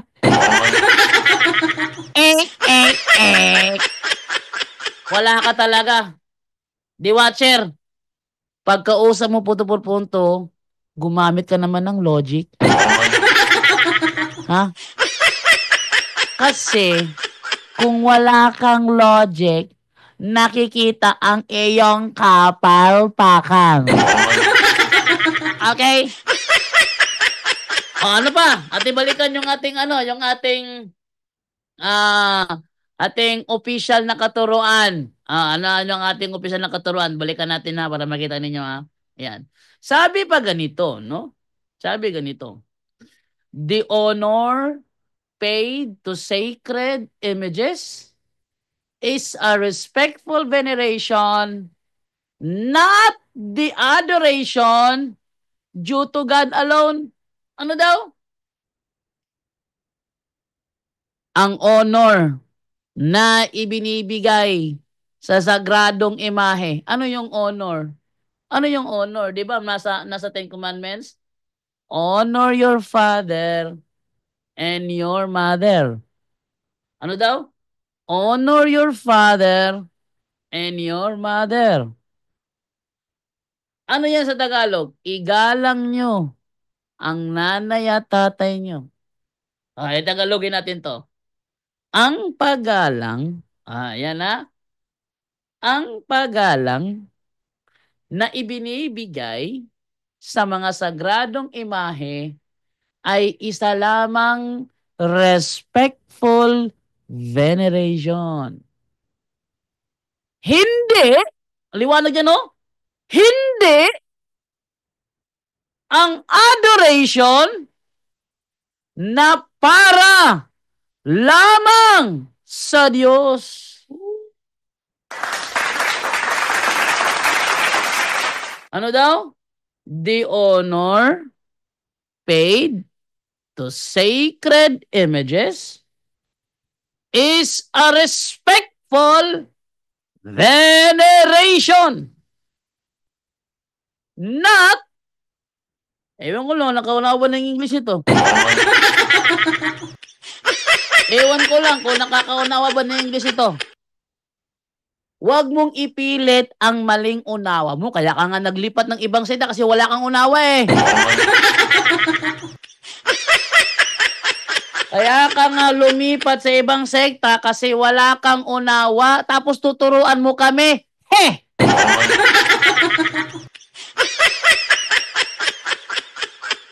Kung wala kang unawa, solohin mo na lang yan. Yan ha? Hoy, di watcher. Kung wala kang unawa, solohin mo na lang yan.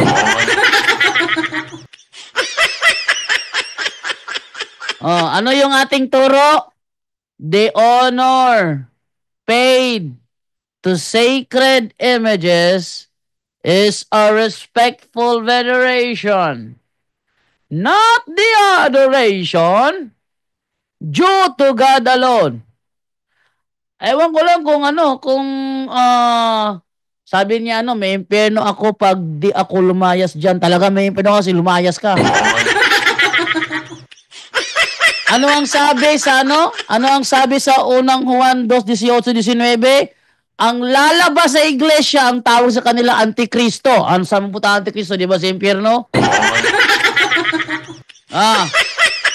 At umanib ka sa iglesyang tatag ni Eliseo Soriano, ni Felix Manalo, lagot. Ano ba sabi dito? Tingnan nyo ha, ito ang ating opisyal na turo. Ito ang ating opisyal na turo na hindi matutulan ng mga protestante. No? Di nila matutulan.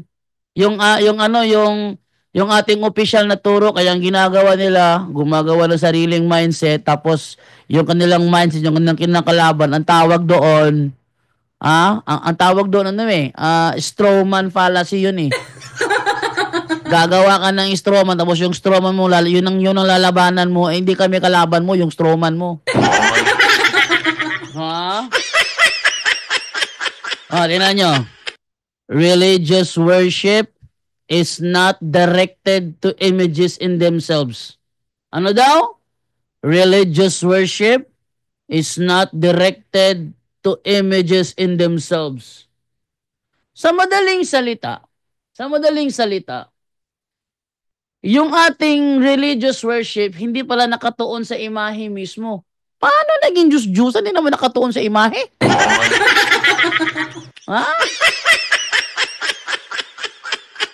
Paano naging Diyos-Diyosan? Hindi naman nakatuon sa imahe. Bro Jando. Nasa Kaalam 16:6 bro. Karunungan 16:6? Baka maunawaan niya. Hindi kahit pa may letra po, hindi unawa yan. Alam mo naman sila. Kaya nga naging protestante yan kasi wala nang unawa. Tingnan nyo ha. Ating basahin ngayon sa Karunungan, Karunungan 16:6? 16:6. Sige. Ating tingnan dito sa sa Karunungan 16:6. Ano ba kakasabi rito? Okay, eto ang sinasabi ha. At atin mo nang ilabas sa screen yung ating Deuterocanon. Eto, para maano nyo. Ay, ito pala. Ayan. Ayan. Ang maikling pahirap na yan ay isang babala lamang.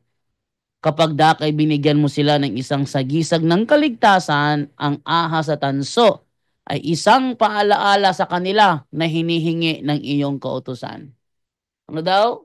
Ang ahas na tanso ay isang paalala sa kanila na hinihingi ng iyong kautusan. Isunod Oh. mo, bro. Tuloy ko pa. Tuloy. Okay. Ang sino mang tumingin doon ay naligtas sa kagat ng ahas, ngunit hindi sa bisa ng kanilang nakita, kundi sa kapangyarihan mo. So, ibig sabihin, yung naligtas sa kagat ng ahas, hindi yun dahil sa rebulto, kundi dahil sa kapangyarihan ng Diyos, ang tagapagligtas ng sangkatauhan. O, paano niyo papaliwanag sa akin ngayon yan? Yung tumingin sa rebulto, naligtas. Sila ay naligtas, hindi dahil sa rebulto. Tumingin sila sa rebulto, pero sila ay naligtas, hindi dahil sa rebulto.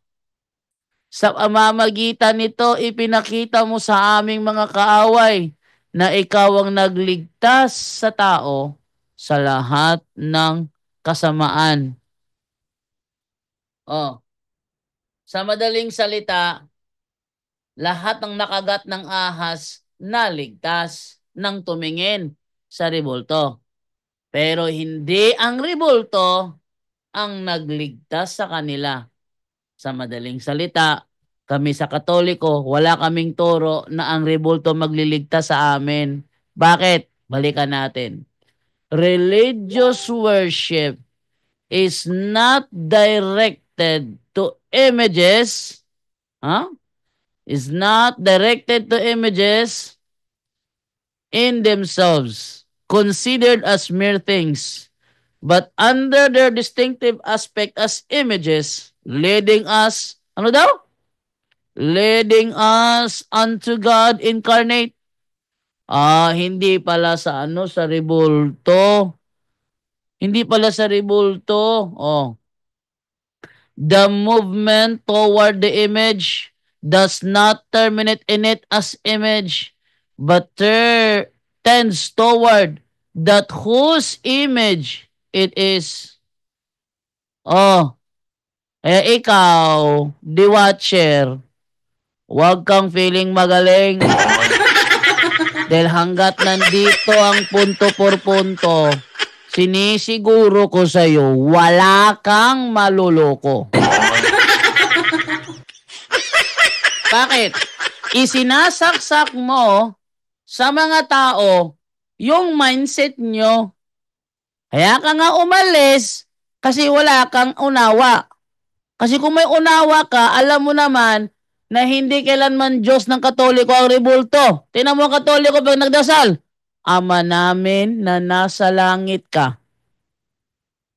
Meron ka bang narinig na may dasal ang Katoliko? Ama namin na nasa rebulto?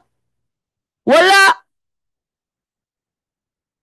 Hindi ikaw ang Katoliko. Kaya wala kang karapatang turuan kami dahil umalis ka dahil wala kang unawa. Okay? Yan ha. Ito'y isang leksyon para sa'yo. Sabi sa Juan 7:24, ating labas yung Juan 7:24 ang sinasabi doon. Ang sabi sa Juan 7:24 ay ganito. Sabi, ayan Sabi sa Juan 7:24, huwag kayong humahatol batay sa anyo. Mas maganda yung yung ating basahin doon sa ang salita ng Diyos kasi mas malinaw yon ang salita ng Diyos. Ayan. Juan 7:24. Huwag kayong humusga ayon lang sa nakikita ninyo, kundi humusga kayo ayon sa nararapat. Ano yung nararapat na kami ay husgahan? Ayon sa aming opisyal na katuruan. Halimbawa, hinusgahan kong mali yung turo ng mali yung turo ng grupong piniling naso nga giluwas o gipasiguli. Ano ba yung aral nila? Yung kanilang aral, si Paulino Kuyagapay, siya daw yung Diyos na gumawa ng langit at ng lupa. Tutol ako doon. Anong tinutulan ko? Yung opisyal nilang turo, hindi yung mindset ko. Maliban na lang kung sabihin ko ngayon na Diyos daw nila si Paulino Aungkoy Agapay, pero pag sila tanungin mo, hindi namin Diyos yan, bro. Para sa amin siya ay isa lamang propeta. Kung ganyan ang katuruan, tapos sasabihin ko, Diyos ninyo, doon ako nagkakamali. Mali na yung yung paghatol ko kasi hindi ako humahatol ayon sa nararapat. Gaya ng ginagawa ng mga protestante, ginagawa ni The Watcher. Tayo'y kanyang hinahatulan based sa mindset nila at hindi sa opisyal nating turo. Ang nararapat na tayo'y husgahan sa ating opisyal na turo. Ano yung ating opisyal na turo? Ang ating opisyal na turo, religious worship is not directed to images in themselves. Ang ating opisyal na turo, ang worship o pagsamba, dalawa ang kahulugan. May dinodiyos, ang tawag doon adoration, at may ginagalang lamang, ang tawag doon veneration. Biblical ba yan? Yes. Nalala ko si Holly Google. No, si Holly Google. Anong tawag mo sa hindi naman Diyos pero wini-worship mo, anong tawag mo doon? Ginagalang mo lang. Anong tawag mo doon? Sabi niya, wag mo dagdagan yung sinasabi ko. Wag kang magdagdag sa bibig ko. Hindi nga, ano nga tawag mo doon? Nasa Bible eh. Hindi kinikilala ng Haring Nebukadnezar na Diyos si Daniel. Pero sinasamba niya, anong tawag mo doon? Hindi makasagot si Holly Google. Holly yung tawag ko doon, Holly. Yung kanyang pangalan doon sa Zoom na nakita sa screen, Edwin. Oh. Ano na nakalagay doon? Oh. Ano yung tawag mo doon? Hindi naman kinikilala ng Diyos pero sinasamba niya. Anong tawag mo doon? Oh, tanong. Diyos ba dahil sinasamba? Mali. Kaya sana, The Watcher, pag titira ka, make it valid. Make it valid. Yun bang mali kayo Katoliko? Kasi ito yung aral ninyo. Yung aral ninyo, mali yan. Dapat ganun. Halimbawa, sabihin nyo mali kami. Kailan naging mali ang igalang ang mga banal? Kailan naging mali nagawan ng sagradong simbolo ang mga banal? Kailan naging mali na ang Diyos lamang ang i-adoration? Kailan naging mali yun? Hindi kailanman naging mali yun. Kaya nagiging mali sa paningin ninyo kasi kayo ang nagbibigay ng maling kahulugan. Sabi niya, sagutin mo tanong ko. Sinagot ko tanong mo, ayaw mo lang tanggapin eh. Yan, mahirap dyan. Patunayan mo ayon sa Biblia, turo ba ng Diyos at ni Kristo gumawa ng rebulto at luhuran? O, tinan mo, kakasabi ko pangalan, di namin niluluhuran ng rebulto eh. Eto mahirap dito, matigas ang ulo. Katuruan ba ng Diyos ang gumawa ng rebulto? Katuruan ng Diyos. O ating pakita, katuruan ba ng Diyos na gumawa ng rebulto? Basahin natin. Exodus Kapitulo 25:18. Basahin na ito ha? Ito. Ano sabi dito? Yan mo. Then, sino nagsasalita rito? Hindi ba ang Diyos? Anong sabi ng Diyos? Then make 2 statues of guardian angels using beaten gold and place them at the 2 ends of the lid of the ark. Ano daw? Gumawa ka ng 2 estatwa ng Anghel de la Guardia gamit ang ginto at ilagay mo sila sa dalawang dulo ng arka. Katunayan, sa ang dating Biblia, Ikalawang Kronika, Kapitulo 3, versikulo 10, itong mababasa natin.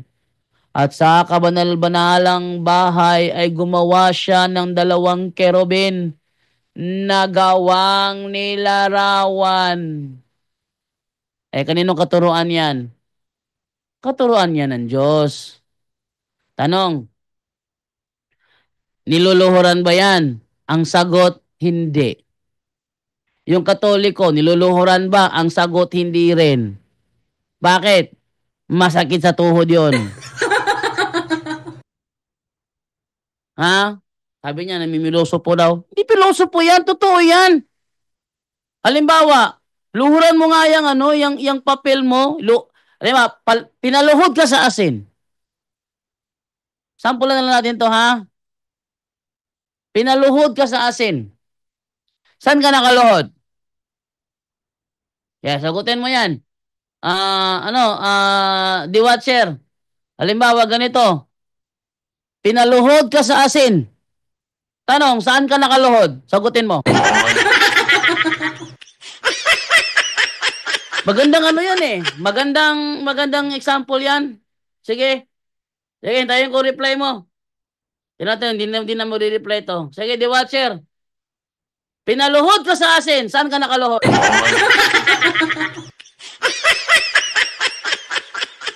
Hindi ako namimiloso po. Hindi mo lang matanggap. Sige na. Sa di ka bilis sa debate. Marami na akong debate. Lahat butata. Bro, pasensya ka na bro, The Watcher ha. Marami na ako nakadebate. Malalaking debate nakaharap ko. Lahat kalaban butata. Gusto mo, ako hamunin mo eh. Iti ako sa'yo, butata ka rin. Sige nga. Sagutin mo bro. 10:40 na. Sagutin mo ha. Sagutin mo. Pinaluhod ka sa asin. Tanong, saan ka nakaluhod?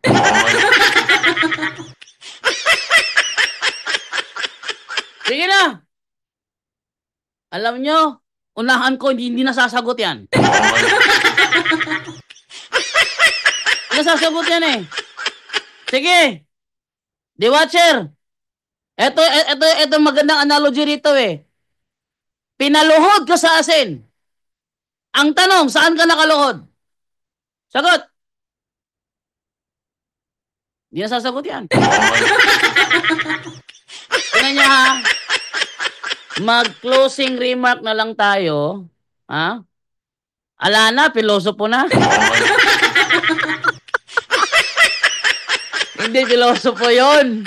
Yon ang tamang paggamit ng lengwahe. Hindi mo lang alam. Kaya ka hindi makasagot kasi alam mo ang tamang sagot. Ayaw mo lang isagot dahil salungat sa unawa mo. Okay, huwag natin pilitin. No? Huwag natin pilitin to kasi ikaw yung hindi marunong. Hindi ka pwede sa totoong debate. Ikaw hindi pwede. Napakasimple lang ng tanong ko sa'yo eh. Pinaluhod ka sa asin. Tanong, saan ka nakaluhod?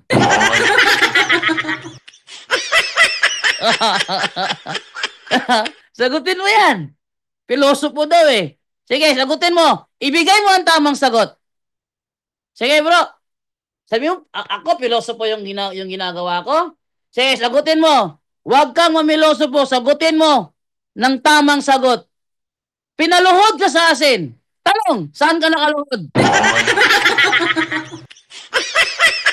Sige. Si Larry Silva pala yun? Ulitan mo? Another, butata na naman. Sige na. Ang sagot nga.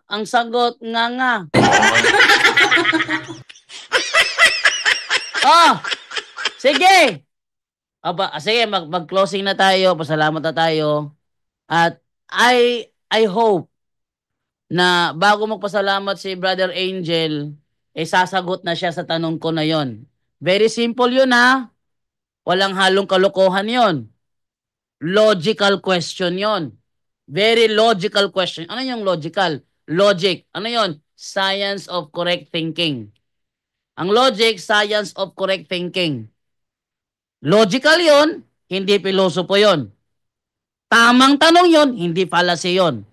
Eto, pinaluhod ka sa asin.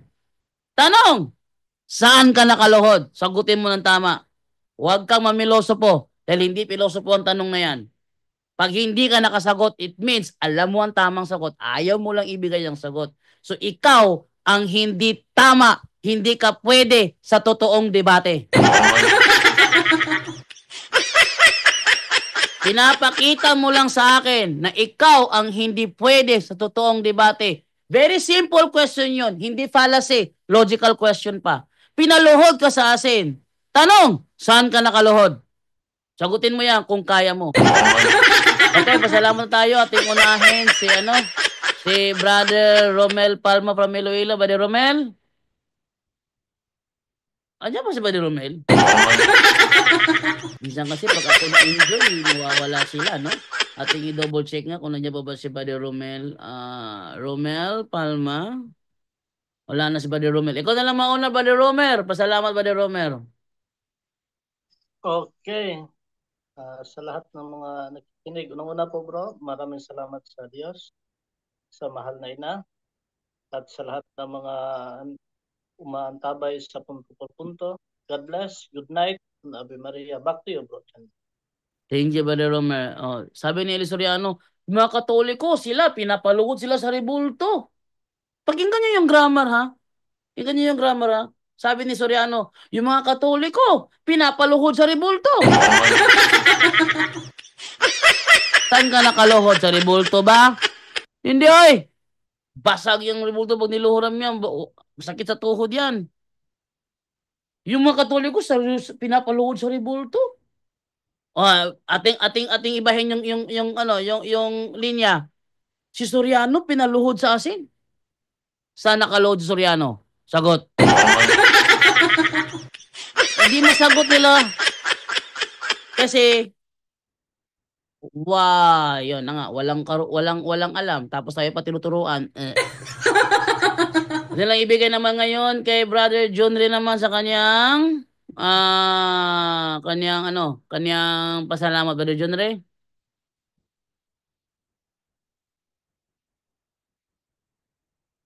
Brother John Ray, wala, hindi siya trabaho. Okay, so ito naman tayo ngayon kay kay Brother Angel na lang, Brother Angel. Angel. Nawala na si Brother Angel. So ako na lang talaga. Lumakad ng paluhod ang mga deboto ng sinulog o lumakad ng paluhod. Tanong, saan sila nakaluhod? Yan. Magandang yan eh. Pedro Daguhoy, lumakad ng paluhod ang mga deboto ng sinulog. Tanong, saan sila nakaluhod?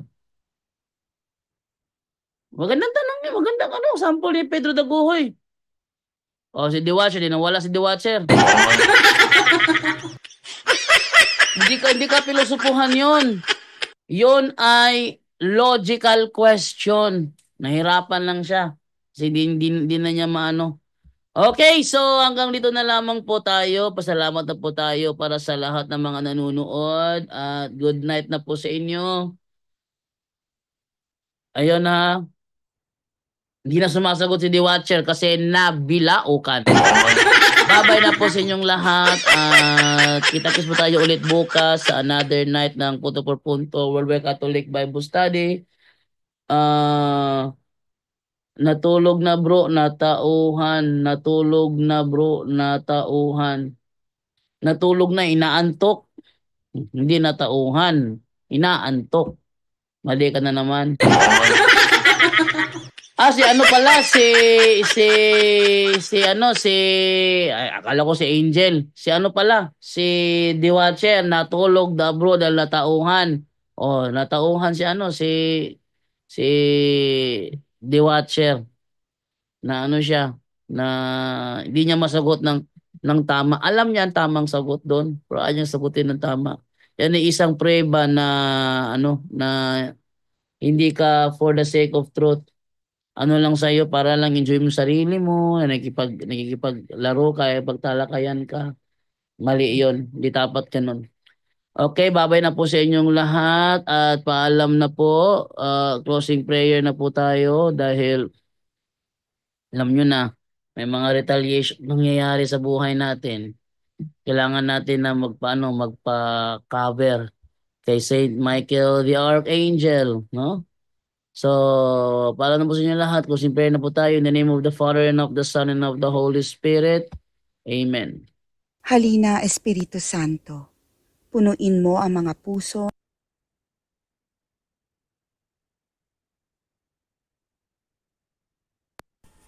Saint Michael the Archangel, defend us in battle.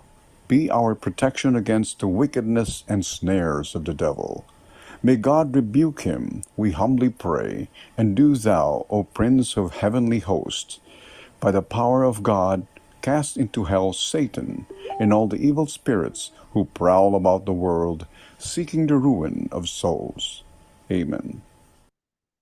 In the name of the Father and of the Son and of the Holy Spirit. Amen. Paalam na po sa inyo.